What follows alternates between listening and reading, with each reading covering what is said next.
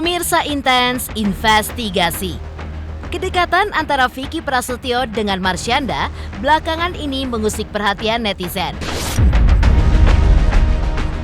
Pasalnya, netizen mendadak gemas bercampur baper ketika melihat perhatian Vicky Prasetyo kepada aktris yang akrab disapa Caca itu. Seperti dalam video yang baru-baru ini diunggah oleh Vicky di media sosialnya. Lantas seperti apa gombalan-gombalan Vicky yang sukses membuat terkejut?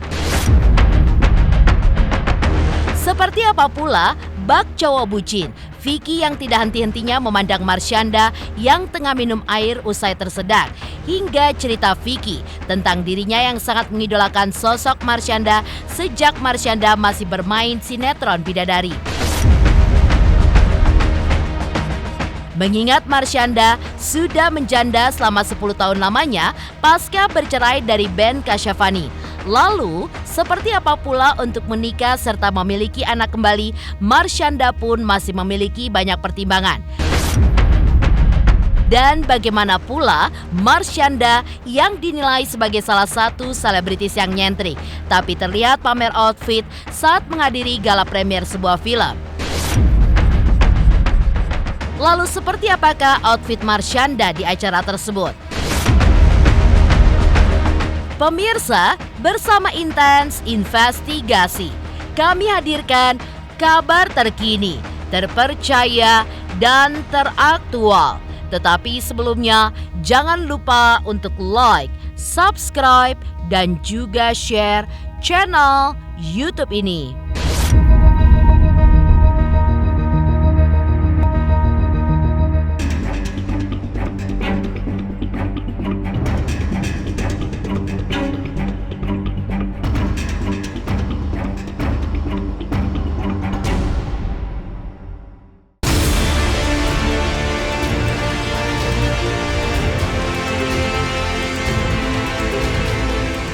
Ya, belakangan ini Marsyanda dan Vicky Prasetyo ramai dikabarkan menjalin hubungan asmara lantaran kedekatan keduanya.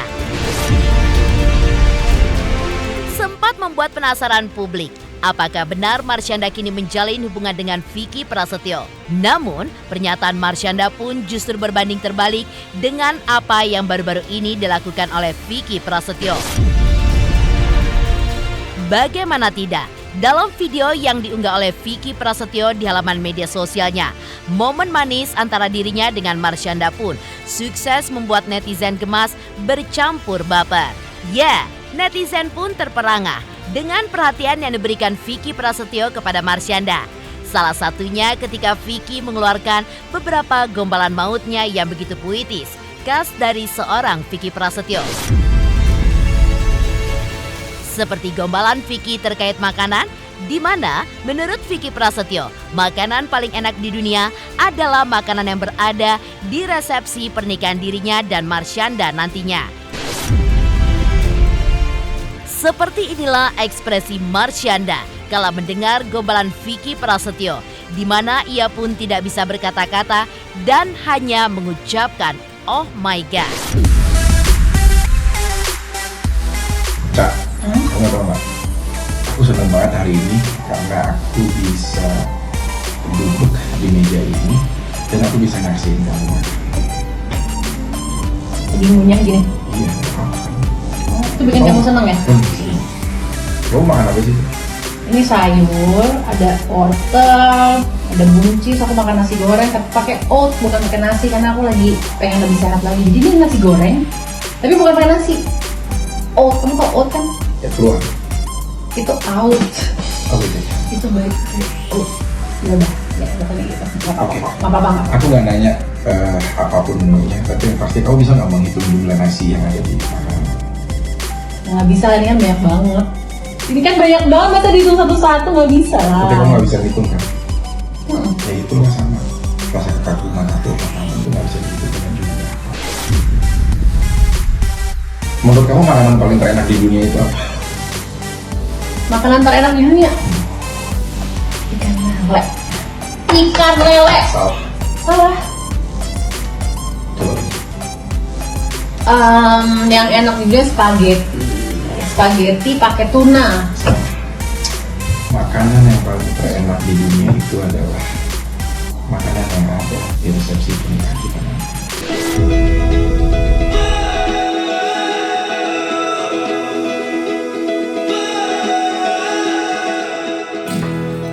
Tak hanya menggoda Marsyanda saja, mantan suami Angel Elga itu pun terlihat begitu perhatian saat Marsyanda tersedak.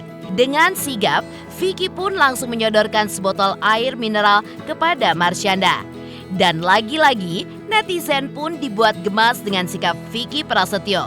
Di mana bak cowok bucin, Vicky pun tidak berhenti memandang Marsyanda yang tengah minum air di dalam botol. Sontak saja, unggahan video itu pun langsung mencuri perhatian netizen.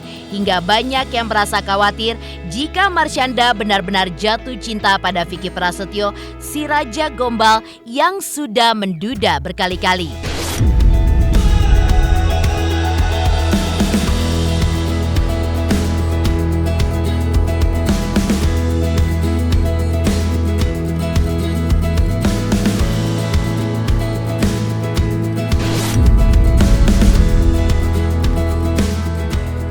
Dengan melihat bucinnya Vicky Prasetyo terhadap Marsyanda, pada akhirnya membuat netizen pun bertanya-tanya, ada apa antara Marsyanda dengan sang gladiator tersebut?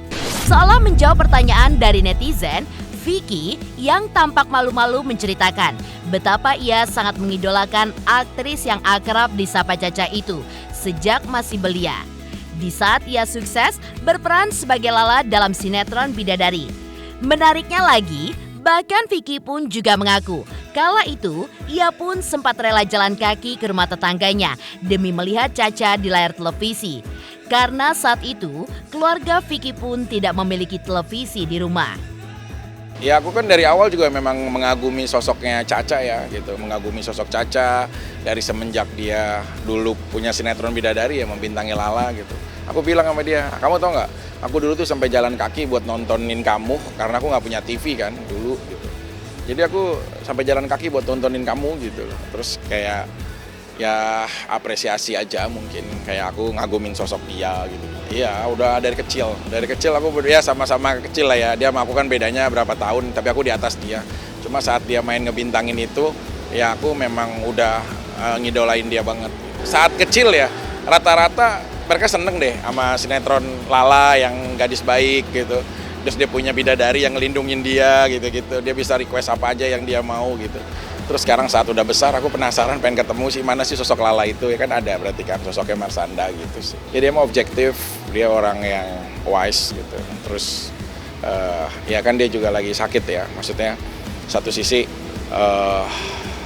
dia memang berpikirnya itu positif ke orang, ke semua apa gitu-gitu. Ikut, tapi kan selama dia rumah tangga ya udah kita say hi ketemu aja kan. Cuma aku sampein begitu dia waktu itu di beberapa program aku juga dia jadi bintang tamu.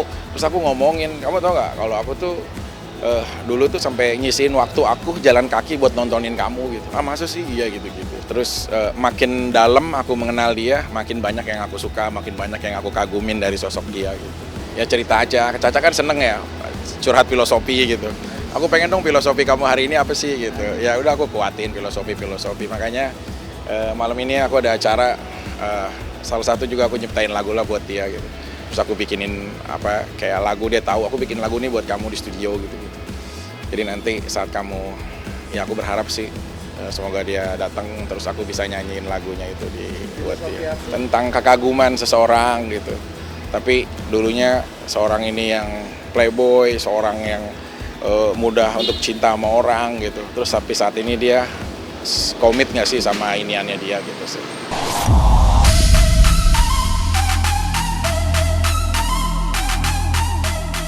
Meskipun belum gamblang mengatakan bahwa dirinya dan Marsyanda adalah sepasang kekasih, namun bagi Vicky Prasetyo untuk mendapatkan hati Marsyanda adalah bentuk dari sebuah perjuangan bagi dirinya.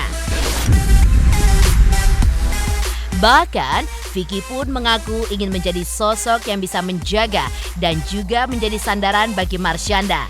Apalagi di tengah perjuangan ibu satu anak itu untuk sembuh dari penyakit serius yang diderita. Meski begitu, kedekatan Vicky dan Marshanda justru menuai kontroversi lantaran tidak sedikit netizen yang menganggap keduanya tidak cocok. Lantaran rekam jejak Vicky Prasetyo yang dinilai sangatlah buruk, mengingat Vicky Prasetyo yang terlalu banyak berhubungan dengan wanita. Lalu seperti apa tanggapan Vicky soal cibiran netizen hingga ia pun juga tidak peduli dengan suara sumbang dari netizen itu? Ngagumin aja kan, aku sosok yang ngagumin dia, jadi ya udah gitu, nggak sebatas itu. Hah? Jadi pro kontra. Pro kontranya? Katanya kenapa harus Caca sih, kasihan loh. Ya tanya Cacanya merasa ini nggak gitu. Ya kita nggak bisa memaksakan kehendak orang untuk menilai kita kan.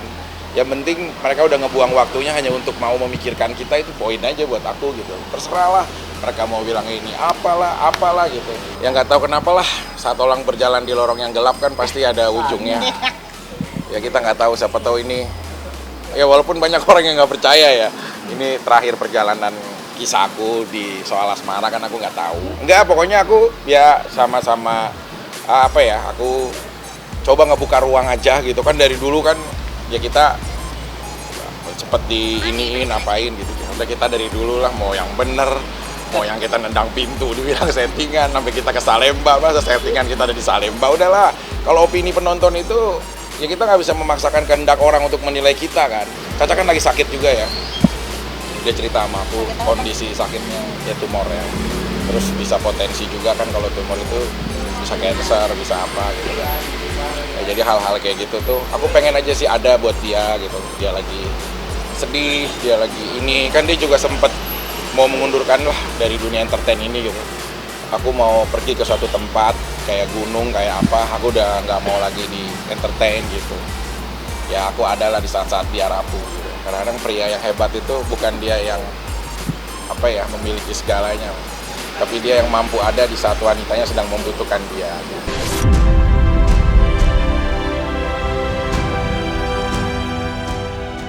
Sementara itu, di saat Vicky yang kini tengah berjuang mendapatkan hati Marshanda, pengakuan Marshanda pun justru seolah menegaskan bahwa saat ini ia pun sedang tidak dekat dengan siapapun.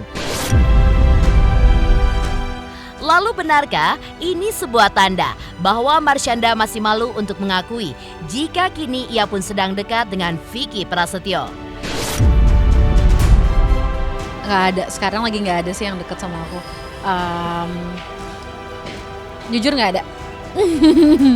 Orang yang mau belajar terus sih ya, aku suka orang yang suka selalu mau belajar. Jangan merasa gue ini udah cukup tahu jadi gue nggak mau belajar lagi, atau enggak at least dia menerima aku yang suka belajar hal yang baru, yang kayak bisa membuat aku jadi pribadi yang berkembang terus gitu loh, grow terus gitu. Jadi kadang-kadang orang bingung ya kalau ngeliat tahun lalu lo gini, tahun sekarang kok lo jadi gini gitu kan. Nah itu perlu orang yang open minded sih, terutama kriteriaku orang yang open minded.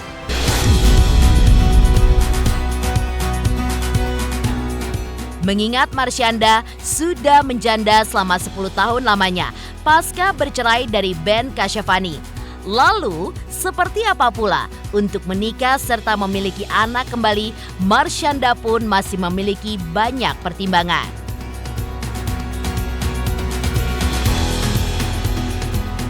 Halo, saya King Saiful Jamil. Jangan lupa saksikan Intens. Dari Senin sampai Sabtu, satu hari ada 5 kali tayang loh. Jangan lupa di-subscribe ya. Hanya Intens Investigasi.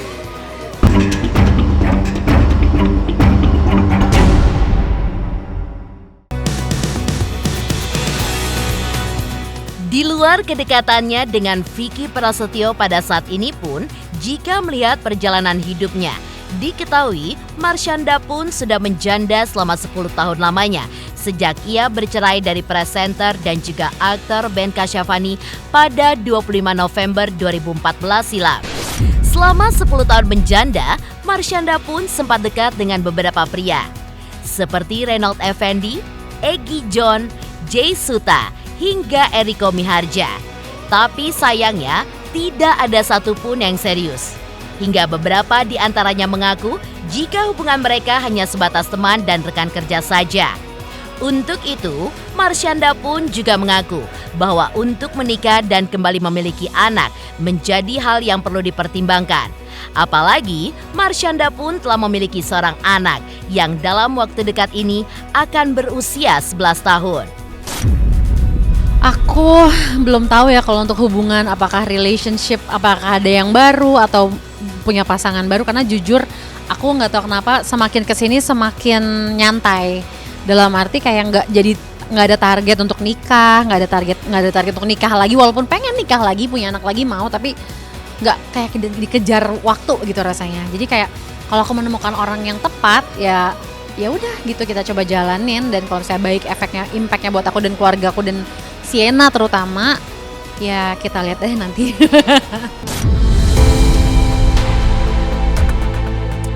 Hasil dari pernikahan Marshanda dan Ben Kasyafani dikaruniai seorang anak perempuan yang begitu cantik dan diberi nama Sienna Amira Kasyafani yang lahir pada 22 Januari 2013 lalu. Namun, di saat Sienna baru berusia hampir 2 tahun, keretakan rumah tangga Marshanda dan Ben justru terjadi. Hingga pada 25 November 2014 lalu, Marshanda pun akhirnya resmi bercerai dari Ben dan hak asuh anak pun jatuh di tangan Ben Kasyafani. Namun, meski hak asuh anak di tangan Ben, sebagai orang tua sekaligus ibu, Marshanda pun tetap merawat dan juga mendidik putrinya tersebut. Hingga Sienna pun tumbuh menjadi anak yang begitu baik dan juga dekat dengan Marshanda. Bahkan melihat Sienna yang sebentar lagi akan berusia 11 tahun. Sebagai ibu, Marshanda pun mempunyai cara dalam mendidik anak yang akan memasuki usia pra-remaja, di mana menjadi sahabatnya yang selalu menerima dan juga mendengar curhatan dari sang anak. Aku sih dari umur Sienna masih bayi, aku udah banyak banget belajar parenting. Dan memang ya tiap misalnya umur 3 tahun beda sama umur 5 tahun. Beda sama waktu dia masih bayi, beda sama dia sekarang. Dan tentunya kalau sekarang itu kan usia Sienna lagi mencari identitas diri, udah mulai tuh. Gue nih siapa sih di dunia ini? Tempat gue nih apa di dunia? Gue tuh siapa, identitas gue? Jadi disitulah aku membimbing dia untuk mengetahui apa sih passionnya dia, apa yang dia suka, apa yang dia nggak suka, gimana caranya memberi batasan, nggak hanya dari aku ke dia, tapi maksudnya batasan dari dia kepada orang lain. Gimana kalau ada orang lain yang bersikap A, B, C, D, gimana cara dia menghadapinya. Nah itu aku banyak diskusi itu sama dia. Sienna sebentar lagi ulang tahun. Sienna itu ulang tahunnya 22 Januari. Jadi bulan ini dia akan menjadi 11 tahun.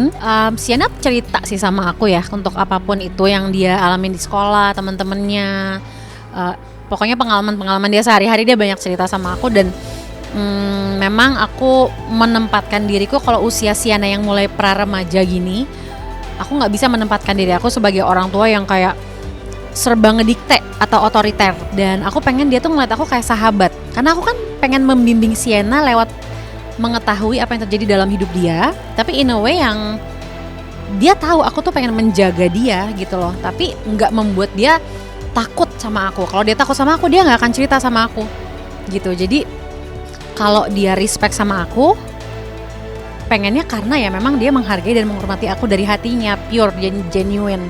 Bukan karena gue takut banget nih, ya udah deh gue iya aja padahal nggak dilakuin misalnya.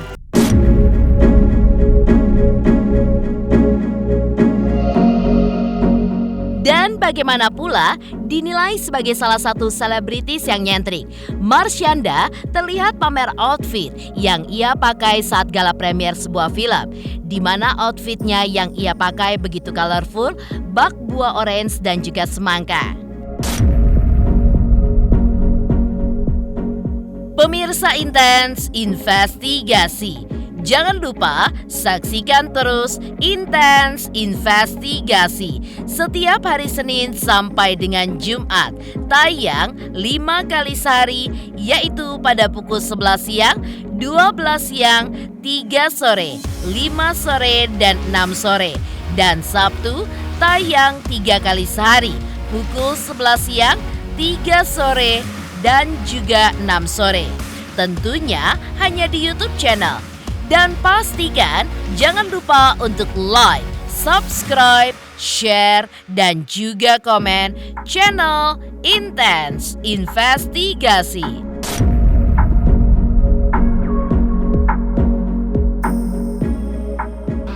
aku Judika, jangan lupa saksikan Intens Investigasi 5 kali dalam sehari hanya di YouTube Intens.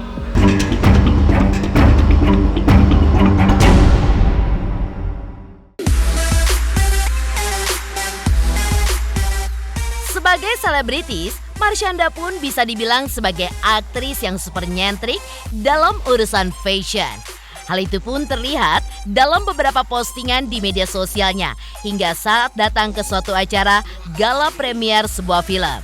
Ya, Marshanda terlihat begitu colorful dengan memadupadankan atasan berwarna hijau ngejreng serta bawahan berwarna orange mencolok. Tentu saja, dalam kesempatan tersebut, Marshanda pun menjadi pusat perhatian lantaran gaya fashionnya beda dari kebanyakan orang.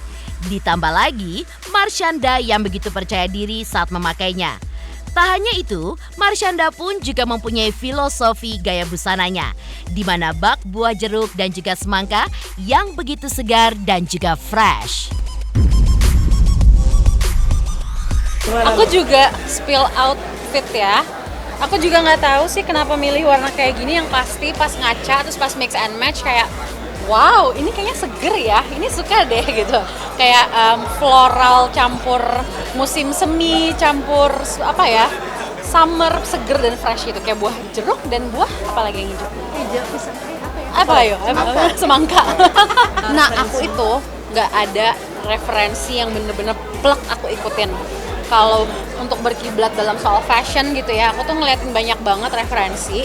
Tapi nanti ketika aku mix and match sendiri, itu aku bisa sampai mungkin untuk dapat satu baju tuh ada 20 sampai 25 menit baru dapat satu set baju. Dan itu tuh kayak wow, I like this style, nggak tahu dapat dari mana, kayak campuran dari berbagai macam orang.